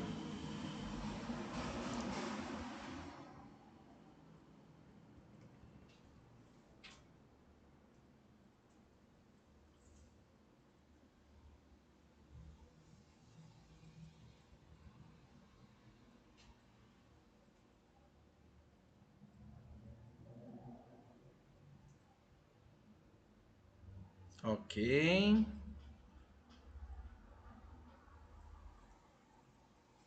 Pego um emprestado. Tipo assim, Nájila, se eu corto aqui, esse um vai para cá, é isso?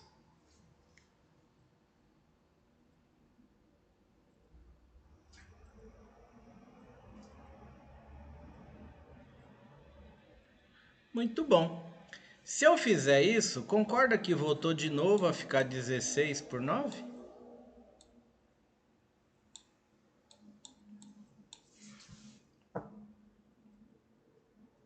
Concordam com isso, não? Eu cortei o 1, passei o 1 pro lado do... Aí ficou de novo 16 por 9. Ué, mas... Então o que, que aconteceu aqui? E aí, o que eu quero passar para vocês, e que é fonte de estudo ainda, muito, né? É isso aqui, ó. Se isso aqui é unidade, ó. Então, concorda que não pode ficar 16 aqui?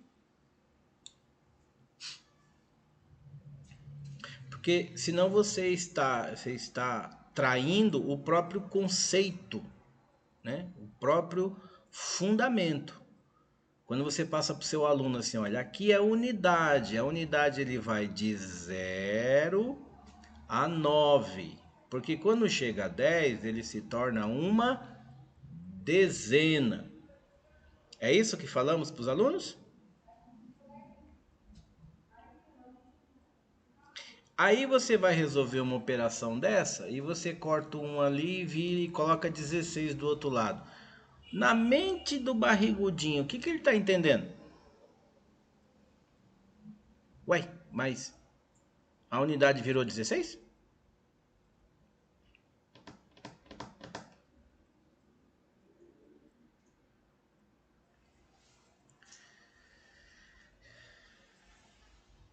Não, mas Nájila, o método é esse. Viu, gente? O método é esse. O que eu quero dizer é que ele fere o conceito fundamental, né? Que é da unidade e da dezena.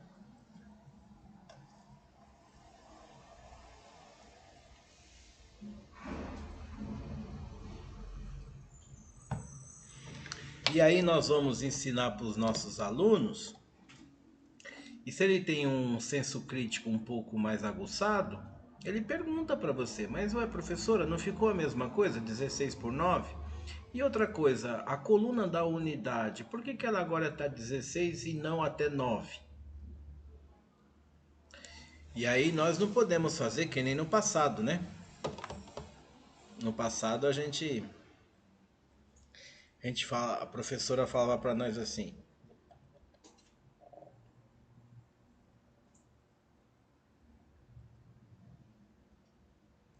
a nossa professora falava assim para nós: ô moleque, presta atenção aqui, faz aí, ó, 16 coisas, é desse jeito aqui, ó. Você entende que isso aqui é uma forma e você vai conseguir fazer. E aí a gente ficava sem entender como é que resolvia, porque é desse jeito, né? A professora falou que era desse jeito, né? Mas percebam que existe aí questões conceituais que precisam ser desenvolvidas, né? Eu tenho um debate muito interessante. Nós estamos num grupo de estudo. Vocês tiveram aula com o professor Valdir?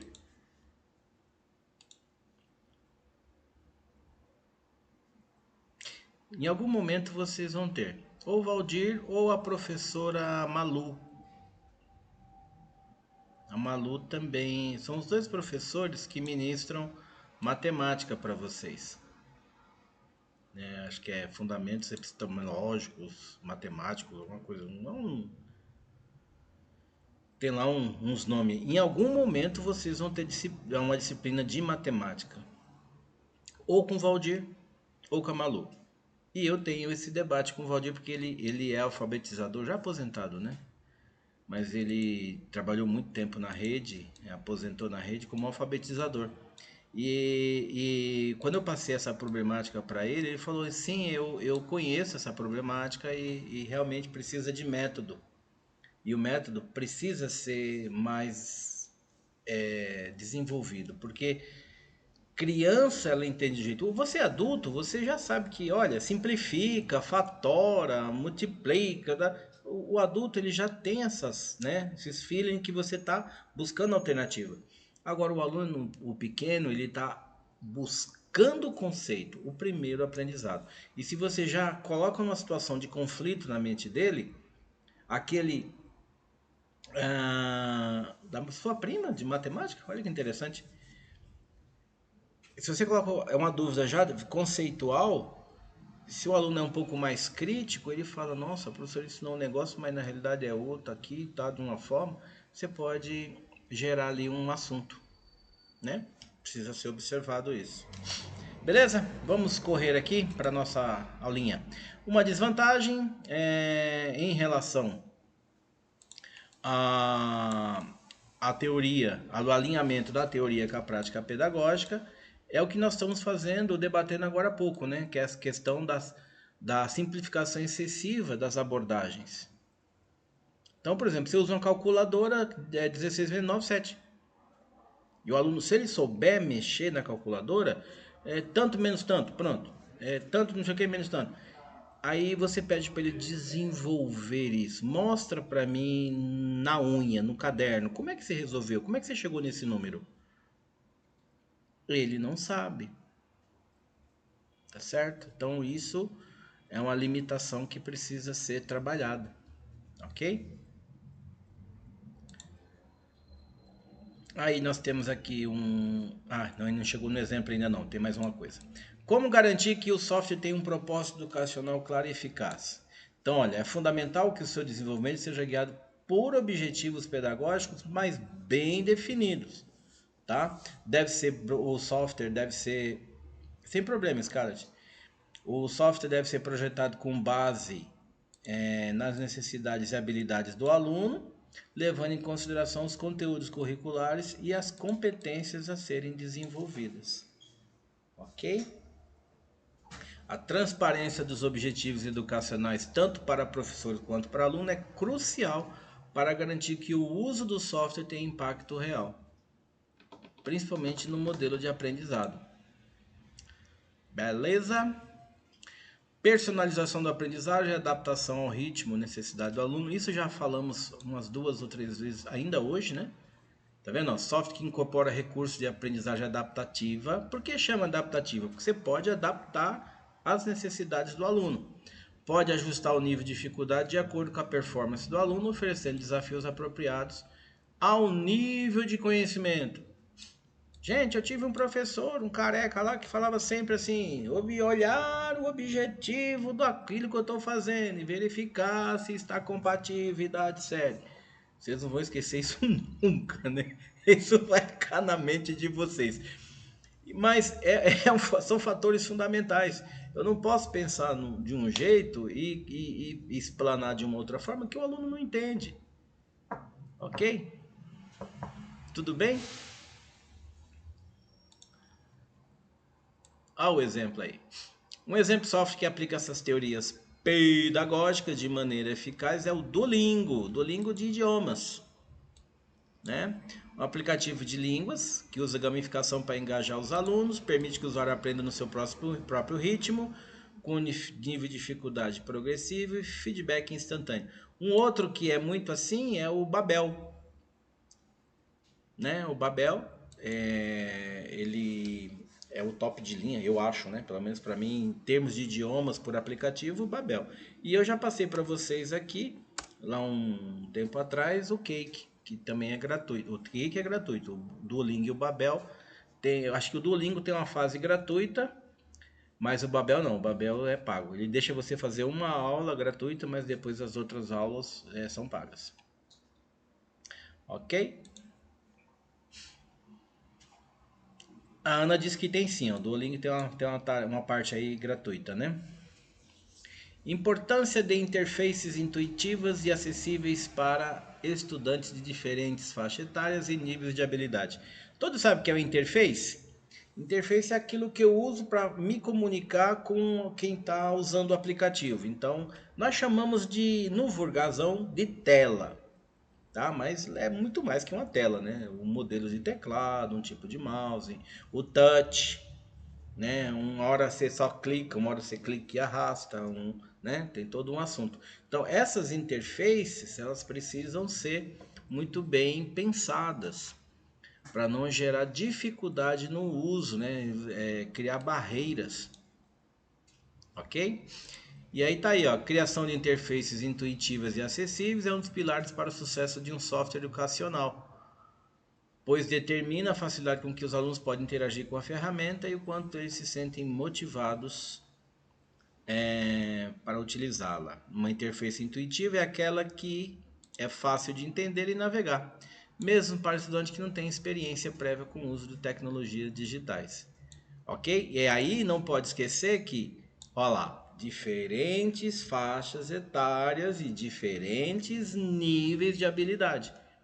Ok? Então, um design claro, limpo, bem sugestivo. Os ícones, além de visíveis, intuitivos. Tá certo? Porque às vezes a pessoa põe um ícone lá que você fica, mas que isso aqui faz o quê, hein? Né? Tá certo? Tudo isso tem que ser muito bem pensado, previamente pensado, para que o aluno, o usuário, né, a pessoa que está com uma necessidade do treinamento ali, possa desenvolver uma aprendizagem com segurança. Aqui está dizendo ainda, ó, uma interface acessível não atende as questões, né?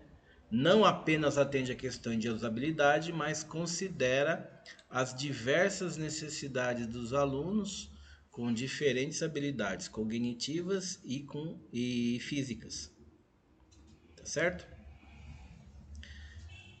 Aqui tá bem explicadinho e bem bacaninha essa parte teórica aqui, ó. Olha só. Um software deve permitir que o conteúdo seja acessado por meio de múltiplos sentidos: áudio, vídeo, texto, ok? E aí, será que a gente vai de novo remeter à teoria lá, os modos do design instrucional? Como assim? Um texto explicativo, uso de imagem para fazer o assunto, um vídeo. Olha aí, ó. Olha o design instrucional de novo. Certinho? Karina falou, nunca mais esqueço isso. Vantagem, vantagens e desvantagens. A principal vantagem, né, de uma interface intuitiva é a promoção da autonomia e engajamento dos alunos. Ou seja, eles conseguem se virar sozinhos.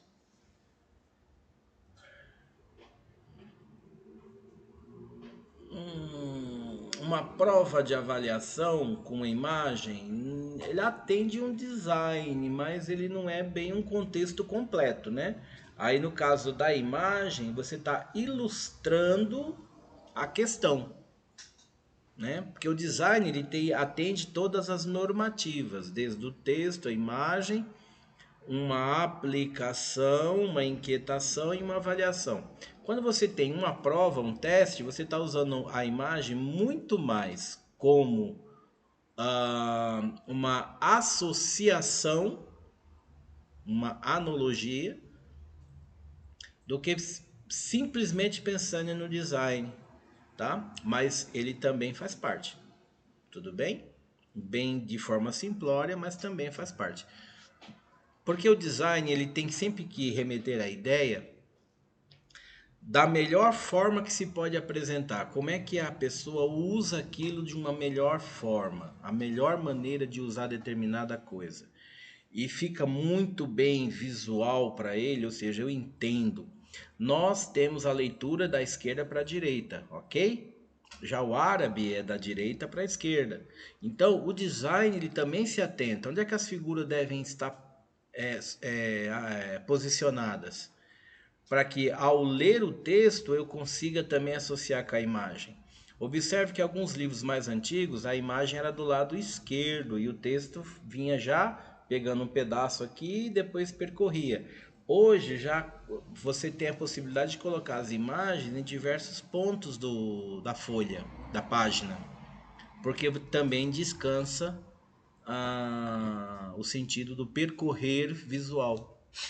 Tá certo? Tudo isso faz parte do design instrucional. Ok? Um desafio para isso. Olha lá, ó, risco de simplificar demais a interface. E aí se compromete o que? A riqueza do conteúdo. Ok? Eu me lembro de um aplicativo que eu avaliei uma vez que as telas eram brancas. E aí eu falei para a pessoa, olha, isso aqui inclusive cansa o olhar. Hoje já se tem uma ideia de telas um pouco mais escuras, ela descansa a vista, né? Então não chega uma situação de estafa. O aluno, o usuário, né? Ele consegue usar mais o teu aplicativo. Acesso à inclusão digital. Inclusão digital é um conceito muito mais amplo, ok? Então, ó, vai além do simples acesso à tecnologia, envolve criação de ambientes de aprendizagem que atende às diferentes necessidades de todos os alunos, né? Inclusive aqueles que têm problema socioeconômico. Então, a inclusão digital é como é que eu trago essa pessoa para o mundo tecnológico mediante as dificuldades que ela tenha. Pode ser uma dificuldade física, uma dificuldade de locomoção, visual, auditiva, mas também pode ser uma dificuldade socioeconômica. Ela não tem condições de ter um aparelho, um computador, um tablet, um smartphone, não tem internet, e tudo isso eu tenho que pensar, ok? Para aqueles que têm as necessidades especiais, assim, as dificuldades que a gente chama, né? Então você tem leitor de tela, legenda, você tem tradução, o Velibras, o DOSVox e tantos outros que podem colaborar. Para aqueles com nível socioeconômico, seria interessante observar estratégias baseado no que a escola pode implementar. Olha, nós temos um laboratório, traz eles para cá. E aí eles vão utilizar o aplicativo, o software, o que precisa, utilizando o laboratório da escola. É uma forma, né? É importante que o software respeite diferentes formas de aprendizagem e cultura. Isso é importante também. Falamos há pouco da cultura, né? Falamos há pouco da cultura. Uma coisa que a escola ainda tem um problema. Eu poderia usar a palavra problema? Eu acho que não é, mas é um ponto de inflexão, vai. Eu acho que seria isso. São as questões religiosas, né? Então, há muito embate e há muito debate sobre os grandes os grandes pontos que remetem a doutrinas teológicas, né? Então, por exemplo, tem escola que já não utiliza festa de pai, festa de mãe, coloca festa de família. Tem escola que não coloca o dia do folclore porque tem Saci Pererê, tem Mula Sem Cabeça, Halloween nem pensar. Tem escola que dia da consciência negra trabalha outros pontos, e aí se falar das matrizes africanas, religiões que são de origem africana, candomblé, umbanda, quimbanda, tambor de mina, etc, etc, gera problema na escola. Então, isso são pontos que precisam, né, ser observados com carinho. Porque você precisa incluir tudo, todo mundo, né? Gente, apareceu um monte de ok aqui. Vocês estão com delay ou ok porque estão concordando com o que eu estou falando? Ok, ok, ok, ok, ok. Ficou muito interessante isso. Ai, ai, ai, muito bom. Então, precisa realmente observar, né? Agora, lógico, isso tem que ter, cada escola é uma escola, cada realidade é uma realidade e precisa ser observado dentro do aparato da escola, ok? Outra coisa, né? Design responsivo. O que é responsivo? Ele se adapta a diferentes tamanhos de tela, né? Diferentes tamanhos de tela. Se eu estou num tablet, o conteúdo abre, a página abre. Se eu estou num celular, o celular ele se adapta ali também. Esse movimento de se adaptar à tela chama-se design responsivo, ok? Aí um exemplo de boa prática, ó, mais uma vez, ó, softwares como o do Khan Academy e Duolingo possuem interfaces muito minimalistas, simples, de fácil navegação, com instruções claras e iconografia intuitiva. E você ali você navega de boa, sem muito problema. Tá certo? Essa é a ideia. Olha lá, o Duolingo tem um design baseado em gamificação. Outro exemplo de boas práticas é o Classroom, né, que você já entra, tem lá as tarefas, tem isso, tem aquilo, ele é intuitivo, né? Você vai escolhendo o que você precisa fazer. Esse aqui é muito interessante, ó, no caso software educativo para alunos com deficiência, depois dê uma olhadinha aí, né? O Microsoft Immersive Reader, que ele é um software que ele tem suporte para leitura em voz alta, traduções em idiomas diferentes e possibilita inclusive ajustar o contraste e o tamanho da fonte. É muito legal que aí a fonte fica grandona, né? Aquele que não enxerga bem, E eu não leio, eu sou deficiente visual, então ele lê em voz alta. É muito legal, tá certo? Então, essas práticas não só facilitam o acesso do conteúdo, mas garante que o estudante possa interagir de maneira independente, né? Ele caminhe. Dúvidas até então? Estamos caminhando para o fechamento aqui, que eu tenho uma surpresa para vocês já já.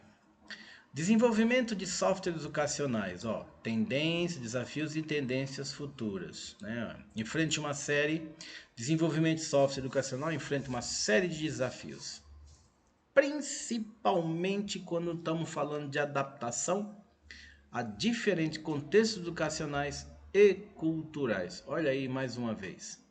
Tem ainda falando dentro dos aspectos religiosos, tem a questão dos judeus, que tem lá umas datas meio restrita, e os adventistas do sétimo dia, que na sexta-feira, inclusive a partir das 18, eles ficam de forma reclusa, né? Reclusa no sentido de não podem exercer atividades laborativas e nem educacionais. Então eles têm essa liberdade, essa flexibilidade garantida por lei, inclusive.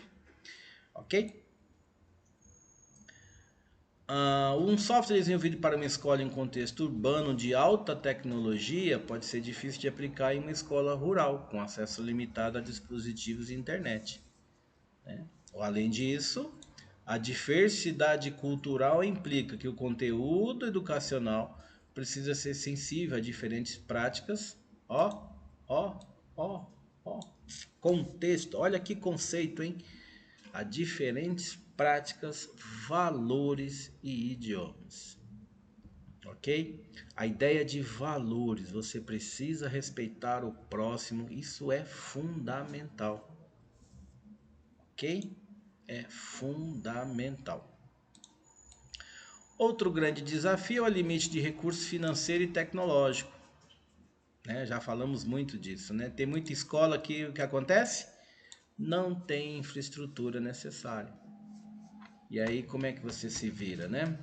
Se você estiver dentro desse projeto você tem que fazer ali uma estratégia muito interessante, tá?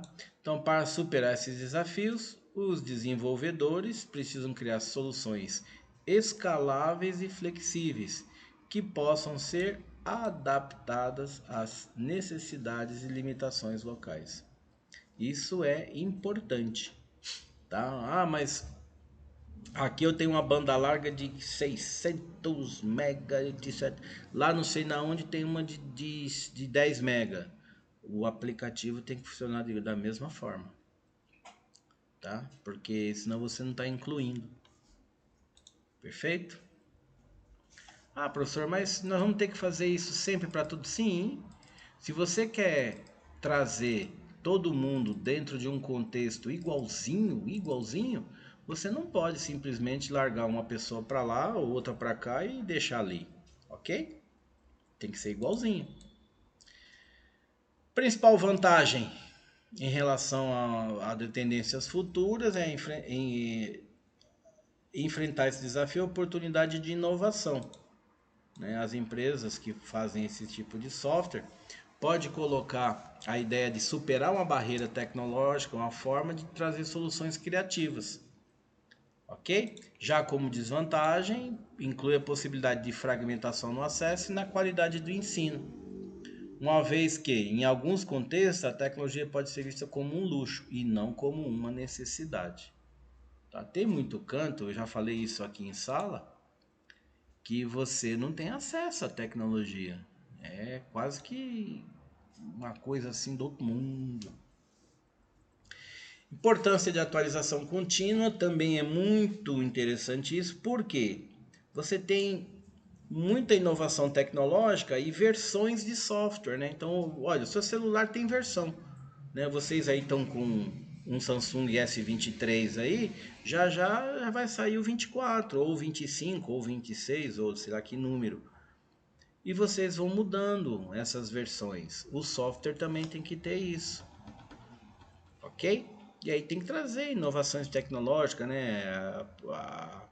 a possibilidade de realidade aumentada, a possibilidade de realidade virtual e algumas outras coisas também. Inclusive, você tem que acompanhar a evolução das práticas pedagógicas, né? Você não pode ensinar uma criança num tempo de acordo com que você ensinava não sei quanto tempo atrás.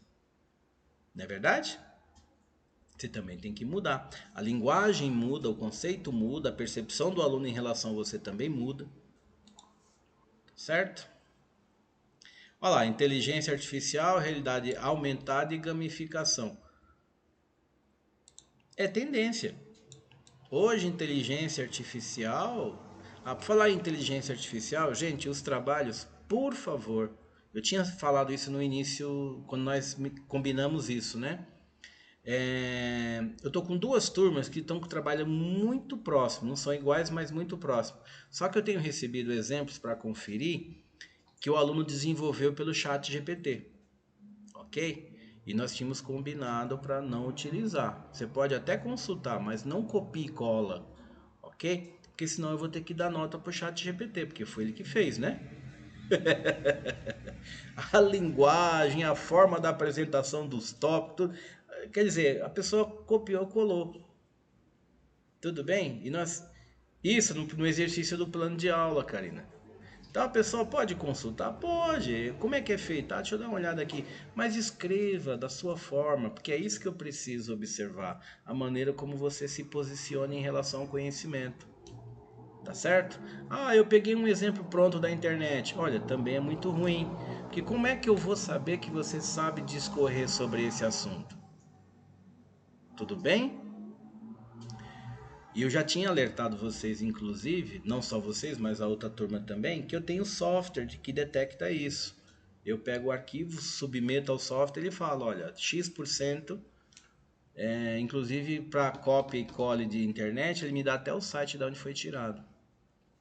Tá certo? Eu vou recriminar o aluno de forma alguma, vou penalizar o aluno muito menos. Só que fica uma avaliação fria e sem contexto, porque eu vou dar uma nota que na realidade não foi aquilo que você produziu. Como é que eu vou saber que você foi você mesmo? Né? Eu posso estar te premiando por uma nota que daqui a pouco nós não estamos mais juntos, você vai estar no mercado de trabalho e aí você vai ter dificuldade de fazer. E como é que eu vou te auxiliar? Eu não vou estar junto com você, não é verdade? Então, a inteligência artificial, ela tá junto de você aí para te ajudar. Te ajudar, não fazer por você. Ok? Ó, também pode ser utilizada para analisar dados, ajudar o educador a monitorar o progresso do aluno. Ajudar, não fazer por você. Tá certo? Realidade aumentada, nós vimos alguns exemplos, né? É muito legal, isso é bacana, porque o aluno ele enxerga realmente como é que a coisa funciona, ele fica todo aguçado, né? Software que incorpora RA permite que o aluno veja modelos tridimensionais de estruturas celulares, fósseis, visite locais, né? Tudo isso é muito legal. Nós fizemos uma aulinha até que bacana aquele dia, não foi? E a gamificação, né? Torna o aprendizado mais envolvente e motivador. Também pode promover a aprendizagem colaborativa, porque muitos jogos educacionais ele envolve a interação com outros alunos. Então estimula o trabalho em equipe e desenvolvimento de habilidade social. Um modelo muito interessante que tem por aí é a questão dos RPGs. RPG trabalha bem nesse sentido, né? Aqui eu tenho um exemplo, o Dreambox, uma plataforma de aprendizado adaptativo para matemática que usa inteligência artificial para personalizar os exercícios e o conteúdo de acordo com o progresso do aluno. É baseado, né, em gamificação, tá? Então eles podem jogar enquanto resolvem problemas matemáticos. Um outro que vimos, isso nós vimos em sala aqui, o Google Expedition, né? Foi muito legal. Nós visitamos até alguns museus aí, bacaninha. Tem mais exemplos? Tem bastante coisa aí na internet, né, gente? Tem bastante coisa na internet.